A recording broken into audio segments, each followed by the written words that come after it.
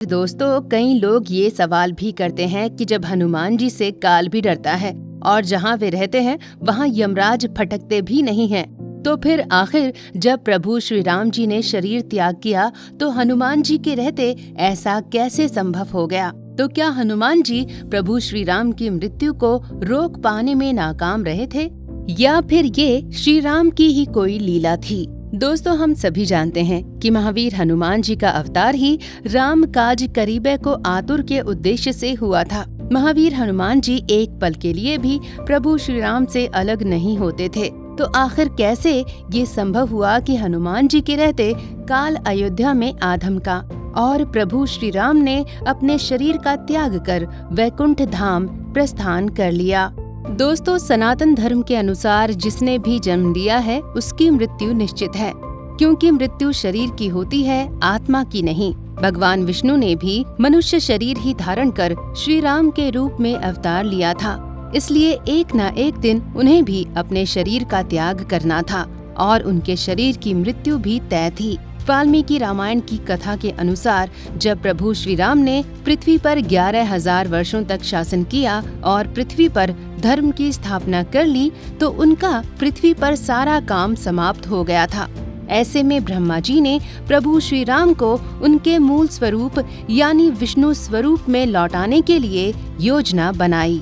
लेकिन ऐसा तभी संभव था जब प्रभु श्री राम इसके लिए अनुमति देते। सो ब्रह्मा जी ने काल को अपना दूत बनाकर प्रभु श्री राम के पास भेजा। जब काल प्रभु श्री राम के पास पहुंचा तो वो जानता था कि अगर हनुमान जी को ये पता चल गया कि काल प्रभु श्री राम को वैकुंठ ले जाने के लिए आया है तो वो काल को ऐसा करने से रोक देते। तो ऐसे में काल ने प्रभु श्री राम से प्रार्थना की कि वो ब्रह्मा जी के जिस संदेश को सुनाना चाहता है उसे वो एकांत में सुनाना चाहता है। काल ने प्रभु श्री राम से प्रार्थना की कि उनके और श्री राम के बीच के संवाद के दौरान कोई भी वहां उपस्थित न रहे। अगर किसी ने उस संदेश के बीच में कोई बाधा डाली तो प्रभु उसे मृत्यु दंड देंगे। प्रभु श्री राम जानते थे कि अब उनके शरीर त्याग करने का वक्त आ गया है। अब वो मृत्यु का वरण करेंगे और अपने मूल रूप यानी भगवान विष्णु के रूप में वापस वैकुंठ को विराजेंगे। सो प्रभु ने तुरंत लक्ष्मण जी को आदेश दिया कि वो उनके महल का पहरा दें और किसी को भी अंदर न आने दें। अगर कोई इस बीच अंदर आता है तो वो तत्काल उस व्यक्ति को मृत्यु दंड दे देंगे। लेकिन कुछ राम कथाओं के अनुसार लक्ष्मण जी को ऐसा आदेश देने के पहले प्रभु श्री राम को ये अंदेशा हो गया था कि अगर बीच में महावीर हनुमान जी वहां आ गए तो कहीं वो काल को ही मृत्यु के मार्ग पर न भेज दें। इसलिए प्रभु ने एक लीला रची। यमराज को आने देने के लिए और अपने भक्त हनुमान जी को अयोध्या से दूर भेजने के लिए प्रभु श्री राम ने अपनी एक अंगूठी को महल के एक छोटे से छेद में गिरा दिया। इसके बाद श्री राम ने हनुमान जी को उस अंगूठी की तलाश करने की आज्ञा दी। राम आज्ञा के पालन के लिए अपना जीवन समर्पित करने वाले महावीर हनुमान जी तुरंत उस अंगूठी की तलाश में उस छेद के अंदर भंवरे का रूप धारण कर प्रवेश कर जाते हैं, जिस छेद में श्री राम ने माया के द्वारा अपनी अंगूठी गिरा दी थी। दोस्तों, ये कोई मामूली सा छेद नहीं था, बल्कि ये नागलोक जाने का मार्ग था, जहाँ के राजा नागराज वासुकी थे। हनुमान जी उस छेद के रास्ते से नागलोक पहुंच जाते हैं और वहां राजा वासुकी को उस अंगूठी के बारे में बताते हैं। वासुकी हनुमान जी को नागलोक में एक स्थान पर ले जाते हैं, जहां एक दो नहीं बल्कि श्री राम नाम की अंगूठियों का एक पहाड़ सा था। यहाँ पर करोड़ों की संख्या में ठीक उसी अंगूठी की तरह अंगूठियाँ थी जिसे श्री राम ने नागलोक में गिराया था। भगवान शिव के गले में विराजित रहने वाले नागराज वासुकी भी अमर प्राणियों में से एक हैं। उन्होंने हनुमान जी से आग्रह किया कि वो इन अंगूठियों में उस अंगूठी को खोज लें जिसकी वो तलाश कर रहे हैं। अब हनुमान जी उस एक जैसी राम नामी अंगूठियों में उस अंगूठी को ढूंढने लगे तो परेशान हो गए, क्योंकि सारी अंगूठियां एक जैसी ही थीं।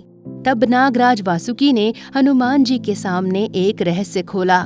उन्होंने कहा कि ब्रह्मा जी का एक दिन एक कल्प कहा जाता है, जो अरबों वर्षों का होता है। हर एक कल्प में 14 मनवंतर होते हैं। हर एक मनवंतर में 71 चतुर्युग होते हैं।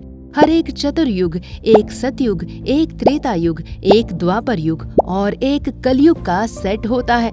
यानी एक ही मनवंतर में 71 त्रेता युग आते हैं और 71 बार श्री राम का अवतार होता है। ब्रह्मा जी की उम्र अभी 50 साल ही है। इस हिसाब से अभी श्री राम करोड़ों बार पृथ्वी पर अवतार ले चुके हैं और करोड़ों बार उन्होंने अपनी अंगूठी इस प्रकार नागलोक में भेजी है और करोड़ों बार हनुमान जी इस स्थान पर श्री राम की अंगूठी को खोजने के लिए आ चुके हैं।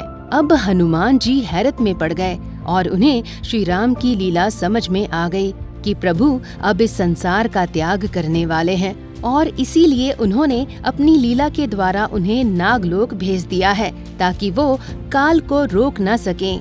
यही हुआ भी। काल ने श्री राम को ब्रह्मा जी का संदेश सुनाया और श्री राम ने पृथ्वी पर अपने शरीर का त्याग करने का फैसला कर लिया। लेकिन इसी वक्त दुर्वासा मुनि द्वार पर आ धमके और श्री राम से मिलने की इच्छा जाहिर कर दी। जब लक्ष्मण जी ने दुर्वासा जी को रोकने की कोशिश की तो दुर्वासा जी ने क्रोध में अयोध्या को भस्म करने की धमकी दे दी। लक्ष्मण जी ने दुर्वासा जी को श्री राम के पास भेज दिया। अब श्री राम के आदेश के अनुसार लक्ष्मण जी को दंड मिलना तय था। लक्ष्मण जी ने श्री राम के इस आदेश का पालन किया और सरयू में जाकर उन्होंने भी अपने शरीर का त्याग कर दिया। जब तक हनुमान जी लौट कर आते तब तक श्री राम ने भी अयोध्या की पूरी जनता के साथ सरयू में अपने शरीर का त्याग कर दिया और अपनी जनता के साथ वैकुंठ में विष्णु स्वरूप में प्रवेश कर गए। जैसा कि महावीर हनुमान जी को श्री राम ने चिरंजीवी होने का वरदान दिया था, हनुमान जी पृथ्वी पर आज भी अपने प्रभु के नाम का सुमिरन कर श्री राम नाम को संसार में विस्तारित कर रहे हैं। अगर आपको हमारा ये वीडियो पसंद आया हो तो हमारे वीडियो को ज्यादा से ज्यादा लाइक व शेयर करें।